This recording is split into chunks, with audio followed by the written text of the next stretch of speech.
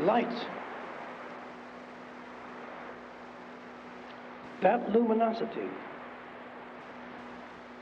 is a kind of prevalence which preceded fire. And this luminosity became flame. And flame left its deposit because it was spent.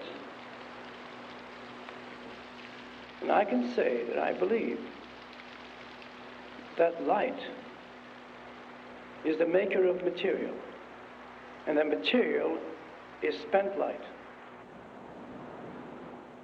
I asked a scientist this, and this is purely intuitive on my part to say that material is spent light, that the mountains are spent light, the streams are spent light, that the atmosphere is spent light, that we ourselves in our making, a physical being, is only spent light. I asked him whether this is true, and he said, profoundly true. Silence is the feeling that comes over you when you see the pyramids. A voiceless, soundless silence.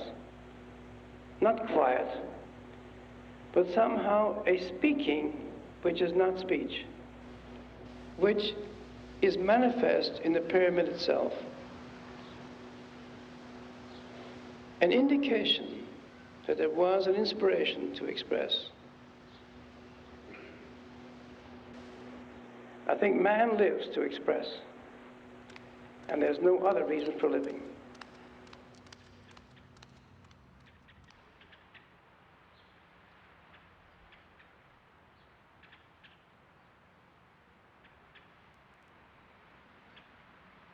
It's interesting, that question of what Kahn's work means today, because for me, his work was always out of time. He kind of transcended isms and transcended time zones, and often spoke of those ideas of architecture which are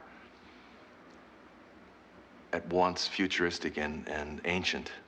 And I think this ability to span the archaic and modern times was really something very amazing about his work. And I think even today, after several isms have passed in 20 years since he died, the work looks fresh because it cuts through this problem of styles.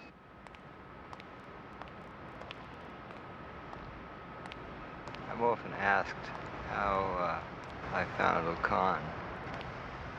I heard about him for the first time in September of 1959. On my way to New York, I stopped in Philadelphia to ask him how one chooses an architect. That's what I went to see him for.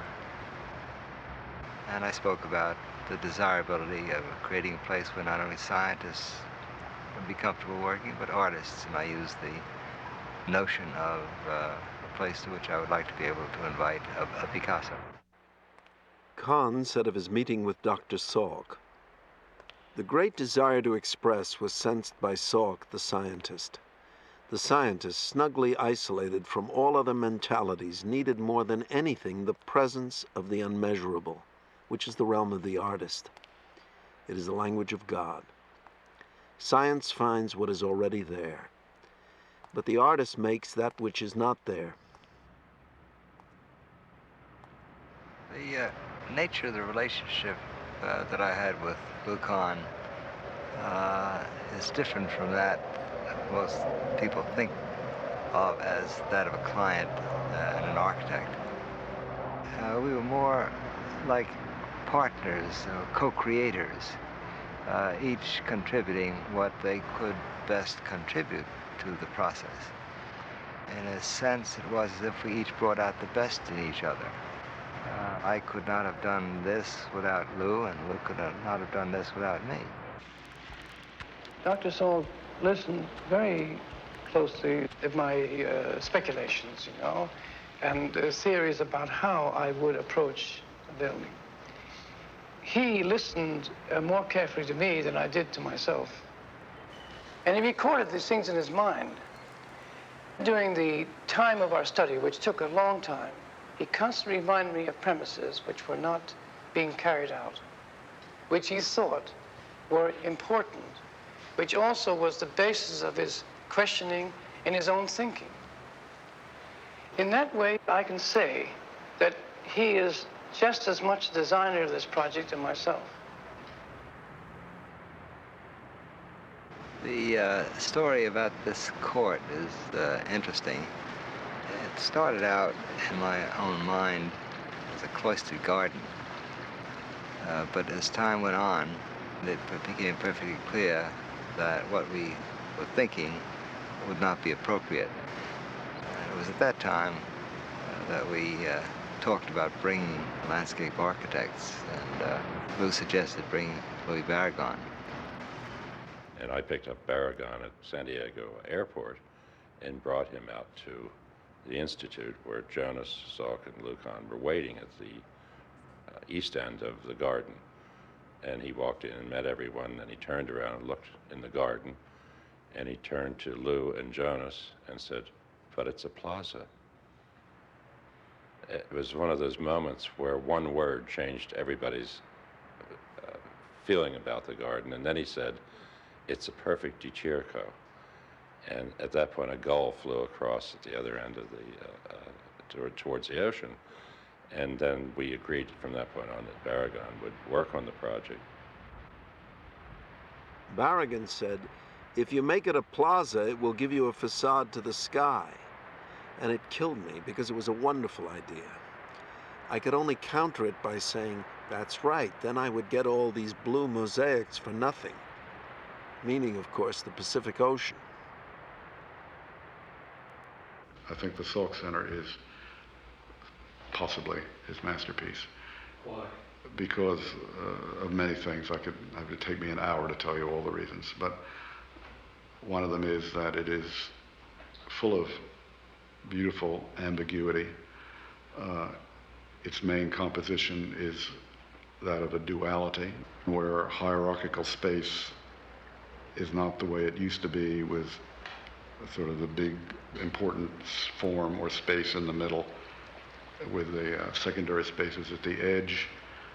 It's a composition where the two ends are open, one symbolically to the infinity of the sea, the Pacific Ocean, the biggest expanse in the world, the other toward the American continent, which has all sorts of symbolic imagery, different from the other. So it's very much something that's a whole, and yet something that is connected to the universe beyond it.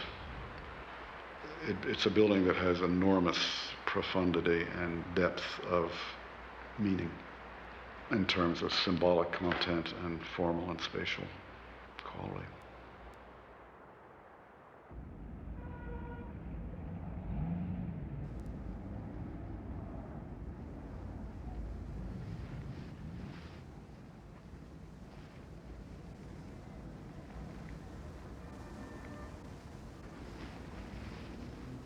Since I was a little boy, I was to be a painter. In high school, I won prizes in drawing, which was offered by the Pennsylvania Academy of Fine Arts. There was just no question until my last year, when a course was given in architecture. The teacher of art gave this course. He was an architect who didn't do much work, but he had a beautiful sense of art. And when I saw the slides and drawings which gave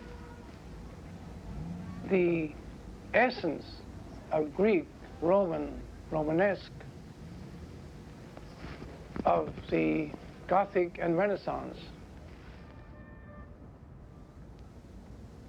the instinct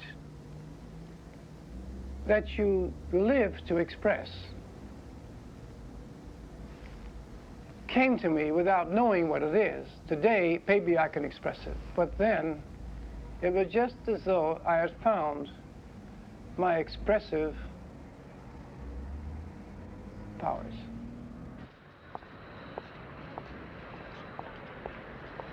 I think the most remarkable thing about Kahn's career, given his international and national influence, is that the bulk of his significant projects and the rest of his realized work was achieved in the last 23 years of his life. The real break in Kahn's life as an independent architect started when he was invited to teach at Yale in 1947, because this led to the first significant commission of his life, which was the Yale Art Gallery, which he received in 1951 when he was 50 years old. This was also a break for Yale in the sense that it was the first modern building on the campus, in a campus which, hitherto had been entirely Gothic or with the occasional Beaux-Arts building.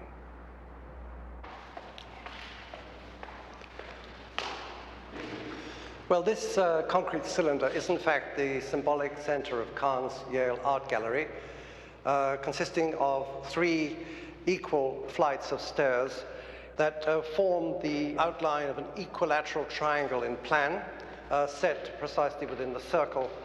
This geometrical figure is also then reflected in the ceiling with 3 beams which also outline the same geometrical shape, surrounded on all sides by these glass brick light monitors.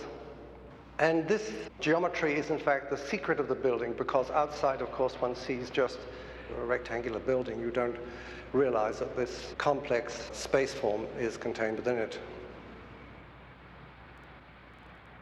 This is a typical floor in the Yale Art Gallery, and the ceiling here is organized on the same geometry as the staircase. That's to say, it is a ceiling made up of equilateral triangles, at least at the plane ceiling level, and then in depth these become tetrahedrons and give the structural stability to the wide-span floor in reinforced concrete space frame construction. Kahn was obsessed with the idea of incorporating into this ceiling all the air conditioning pipes and all the artificial lighting and other security devices, so that the structural floor would also be coincident with the mechanical floor. A large part of Kahn's career, in fact, is made up in the effort to try to give the same kind of expressivity to mechanical services as is commonly given to structure. What was the first building you did in which you were able to demonstrate this separation of servant spaces and spaces that were served? The first building was the Trenton Bathhouse, a little building, which simply required places for girls and boys to be separated while they are dressing, you see, and also have entrance to a large pool. The problems of separation without mazes and finding the areas where enclosure must be and where openness can be set up a sense of difference between the servant areas and the areas served. The hollow columns, which I invented for it, which were containers, became the servant areas, and all other spaces became open, served by these hollow columns. From this, I think it came a generative force, which is translatable in every building, which I've done since. The Yale Art Gallery and the Yale Center for British Art are rather unusual, not only in Kahn's career, but also in the second half of the 20th century in the United States, because to build 2 urban buildings, very, very civic-scale buildings next to each other within a tight traditional urban grid, this is a very rare event, and Kahn, in some ways, was kind of accidentally privileged by history to be able to achieve this. So not only are they both sort of civic works and scaled to the street and opening directly off the same street and almost facing each other, but they're also works which denote the sort of beginning and end of his career. You can see by looking at the 2 buildings changes in its expression, while at the same time also the tension between tradition on the one hand and modernity on the other. So that in the Yale Art Gallery, for example, what is traditional is the brick facing of the Main Street wall, and what is modern is the curtain walling on the return facades.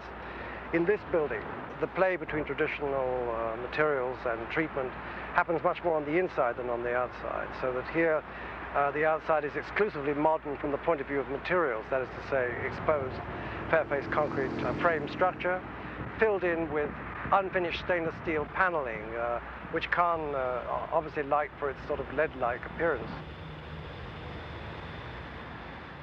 Among the principles that I have enunciated in respect to architecture, one is that almost without exception, they're snake oil salesmen. They're exceedingly eloquent people. They can sell you almost anything. A second-hand car would be nothing to them. And Louis Kahn was not without that gift. He was able to say, when in connection with the surface, the cladding of the British Art Center at Yale, there was a kind of a buffed stainless steel panels, very large, facing on the street. And he said that on a gray day they would be like a moth, and on a bright sunny day they would be like a butterfly. Well, Professor Prown, whom he was telling this to, how could he not be eager to have a building that would be both a moth and a butterfly according to the time of day? In the main entrance to the Yale Center for British Art, there's a real contrast between the single-story portico, which opens discreetly off Chapel Street, and the four-story high monumental space of the entrance hall itself. This contrast is echoed in the opening to the depth of the museum proper, where there is also a single-story height underneath a rather large beam which picks up the central column on the longitudinal axis of the space. And this column line is reinforced by the openings that you can see pierced on either side. And then elsewhere, the frame is filled in with timber paneling. And this then introduces the visitor to the full palette of the building: the travertine flooring, timber paneling, the fair-faced gray concrete, and last but not least, the stainless steel, the unfinished lead-like stainless steel finish, which is exactly the same kind of revetment brought from the outside of the building into the interior.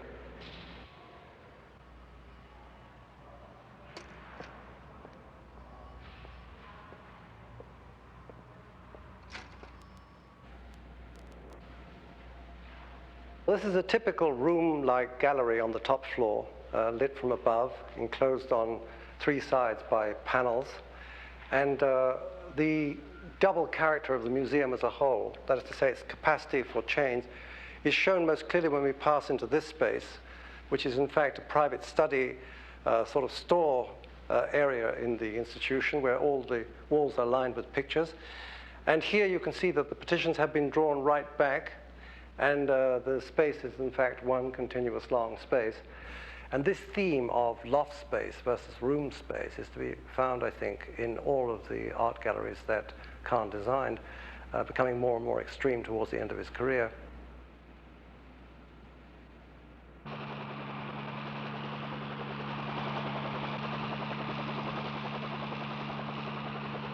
It may make a difference, but it may not be matter, you know, in the overall scheme of things. It may not be too subtle. Well, just so you don't get this, you know, the geometric play, you see. That's one thing you don't know. You look down and see all this geometric play, you know. But you see, when you shift material, when you shift Well, that's not patterns, the same thing. You no, won't get that. you won't get that. You'll never No. get that. An architecture must have the religion of light, a sense of light as the giver of all presences. Every building, every room must be in natural light, because natural light gives the mood of the day. The season of the year is brought into a room. When light enters a room, it is your light and nobody else's. It belongs to that room. The Kimball Art Museum uses all natural light. The natural light comes directly through 10-foot slits in the vaults. Below them are what I call natural light fixtures, which send light on the vaults, and from the vaults you get the light in the room. The light is brilliant in Texas. It's a silvery, nice light. I also use the same fixture to bring electrical power, to give light at night, supplemental light, or any emphasis you may want to put on a painting. Few buildings ever designed have the quality of light and the beauty of changing light that one finds in the Kimball Museum. It's a light that moves around the vaults. We're aware of the light of the day and of the change of light, even when this light is fairly constant. We're aware, I think, of the change of light because of the shift of light from gallery to gallery. The first director, Richard Fargo Brown, had a very definite idea of what an ideal museum should be. He wanted it to be a big house or a big mansion. He wanted it to have dignity.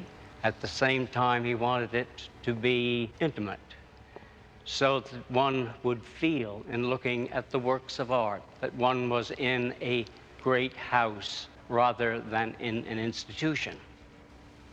This concept of the museum as a big house implied the compartmentalization of space into rooms at a time when the modernist norm was open warehouse space. It also implied the infiltration of natural light into the interior at a time when the modernist norm was complete control by artificial light.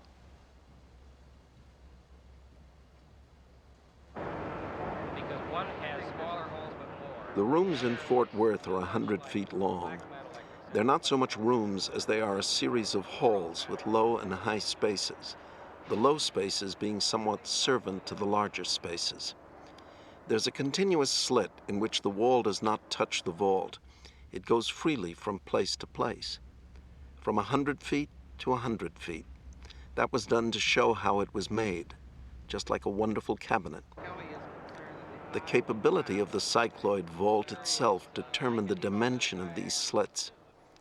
The fact that it could span and be its own beam had to be given the fullest celebration of its nature, given its internal desire to tell you all about itself. Kahn decided that semicircular vaults were too high, too monumental, and so the vaults were not swung from a single point, as would be the case with a semicircular vault, but he used a curve which is lower at the top and then pitches sharply down toward the walls. This was more congenial to the intimacy that he sought, and at the same time, it spread the light more beautifully around the vaults and down the walls. Una delle opere che ammiro di più è appunto questo museo nel Texas, a Kimbrough, dove secondo me Kahn ha raggiunto una altissima interpretazione del mondo classico, forse al limite di quanto sia possibile raggiungere. Proprio egli si immedesima nell'uso, immedesimazione appunto del mondo classico e romano. Egli usi il travertino romano, e ad esempio degli ulivi sopra la costruzione, e vi è quasi un passaggio, direi, da Roma alla Grecia, cioè addirittura scavalca quello che è il periodo romano per arrivare all'essenza stessa del mondo classico. The most surprising thing about Kimball is the way in which you enter it. Your first approach is between these Yupon holly trees on the gravel that is in the forecourt in front of the actual entrance itself. And there is, of course, the sound of one's feet on the gravel, and also the sort of destabilization of the body as you walk on the gravel. And then when you step up onto the travertine, of course, the sound changes and the experience of walking is quite different. And this is all accompanied by the echo of the falling water in the basins to either side in the vaults that cover the threshold. So this gives the whole sort of entrance an extremely poetic quality. This is a building in which, with perfect modesty, Kahn is able to accommodate to the duty of the museum, which is to respect those works of art that the museum contains. And the architect is not supposed to be an identifiable presence in the presence of the works of art that the museum contains. And the Kimball Art Museum, which is a kind of beautiful, arcaded, pagan, Mediterranean structure, does exactly that. You enter it as you would be entering a temple somewhere near the Hellespont, and you walk across through a grove of trees and over a flowing pool of water, all cool and exquisite and totally unlike what you were expecting in Fort Worth, Texas, in that parched, harsh, sun beat upon atmosphere. And there, all the works of art feel fit to be where they are, and one feels fit to be where one is. Nobody else, I think, has accomplished that in all the dozens of art museums that we've built in this country. It's a great work of art, and it's a great work of architecture.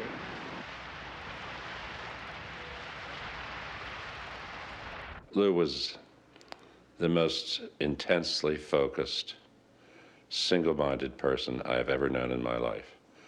His intensity was such that a 2-hour train ride with him was like a week with him.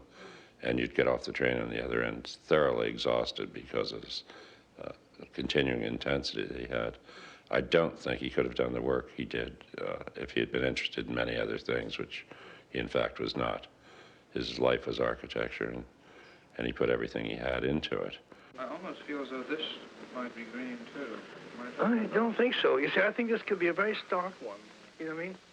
I just like to feel that I'm really a one-man office. It really amounts to that. There isn't a thing that I don't have my hands in, even the question of financing, which I am not too good at. Well, I could put a color in here. I learned from Lou how serious the business of architecture is, and how it takes a kind of single-minded devotion to produce quality work. I see it still as being the most useful plan and the most expressive. It's the most expressive and the most useful. Yes. Expressive. Yes, expressive. If you were given the first commission before libraries were ever built to build a place where these books can be, what would you do? That is the thought you have about its nature when you are given the privilege of designing a building. I would like to see the Exeter Library as seen by other eyes. I want to be surprised by it. I can't imagine anything that could have been more surprising to the Board of Trustees at Exeter than to have received from Louis Kahn this large, square, monumental building, this very strong, stern, virile statement, which, however, was the opposite of the kind of federal or colonial brick statement that is commonly made in a prep school or a college Georgian setting. I think they must have expected something more like that. And instead of that, they got this extraordinary cube in which wonderfully one's eye is caught by hundreds and hundreds and hundreds of books. And yet the books are contained in a framework that again goes back, almost gives you a sense of something primordial, something out of a past that may well have been a pre-literate past, so something bigger and darker and more extraordinary than simply shelf after shelf of books. I saw the brick buildings, the feeling of its intimacy and scale. I felt the school was beautifully expressed because it was close to the feeling of what a home is, what a house is. They were just bigger houses because there were more people. I thought of also using brick. But instead of using brick as purely a veneer to satisfy the authorities, I thought of using brick in depth. And what I did was to make a brick donut which surrounded the building. And the entire donut is a wall in depth of brick which contains the reading areas of the library. Behind it is a donut of concrete, which is a square donut of books, because books are heavy, and concrete is very good to take heaviness. And then what is left over in the concrete donut is an entrance hall. You put a roof and a hat over that, and you're protected, and that's the building. Also, Also, I have a continuous arcade on the lower story, which spells invitation. Everything outside says, come in and open the book. I tell my students to go and visit, for example, Exeter Library and see an example of a library where a very complex program of quite a number of square feet is solved, where the idea, an engine that drives the design, is the most important thing. And that is that there's something that holds the building together, which is more important than any other parts. Kahn's idea that you take the book from the darkness and bring it to the light to read.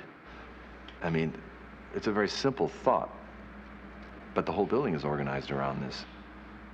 It's almost a metaphysical thought that you should find something out of this darkness and chaos and bring it to the light.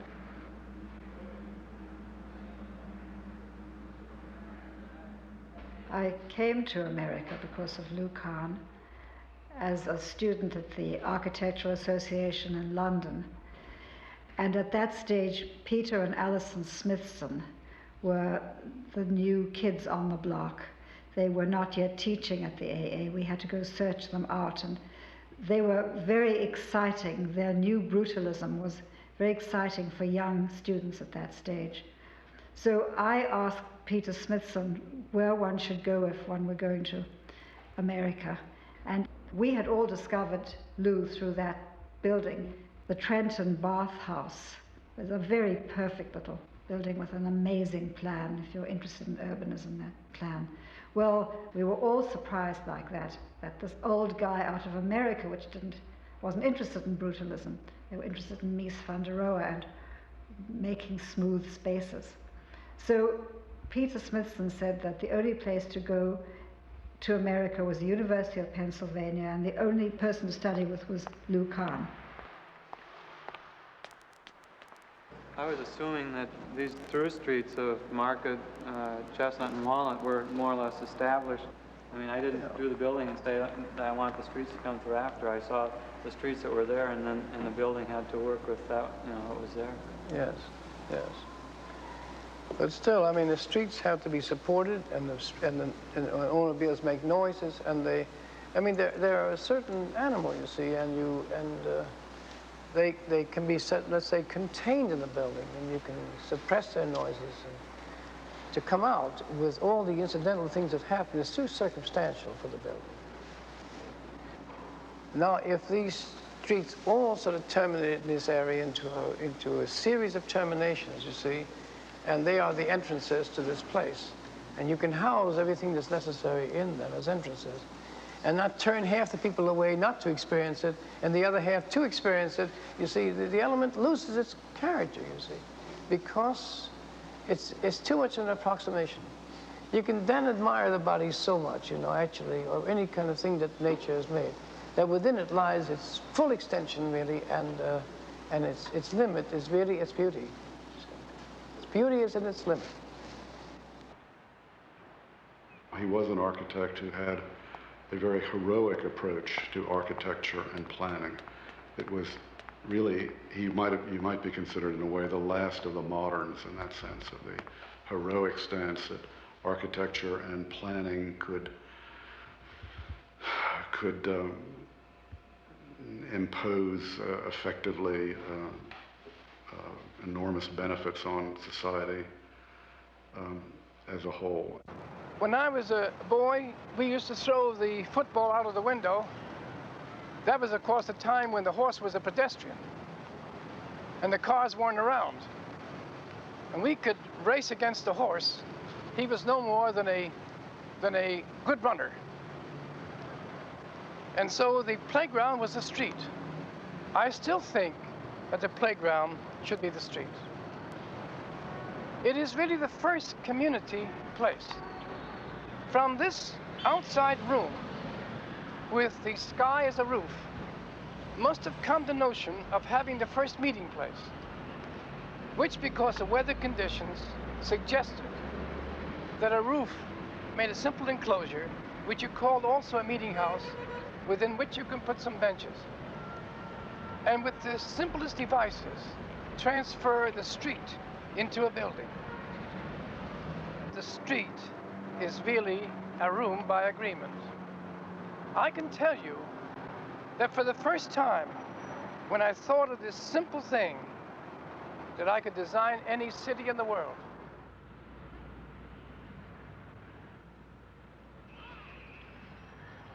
From an interview in the spring of 1974. A work of art is religion. Architecture is an art. The technology merely supports it. Sometimes there is a revelation. One realizes that this is how it should be, that by design this was meant to happen. But one hasn't the technology to achieve it. It is there, but beyond one's grasp. However, it is this desire, this realization that matters. A realization is like a fairy tale. It is what man desires and reaches out to but cannot get. That's why I have always loved the fairy tales, the Arabian Nights, things Oriental. When I got the contract for Ahmedabad, my first in the subcontinent, the first thing I did was to read the Arabian Nights. This was around 1961 that Kasturbai Lalbhai, one of the major industrialists and institute builder of Gujarat and India, and Dr. Vikram Sarabhai, the scientist, decided to build an institute of management in Ahmedabad, the first institute of this kind.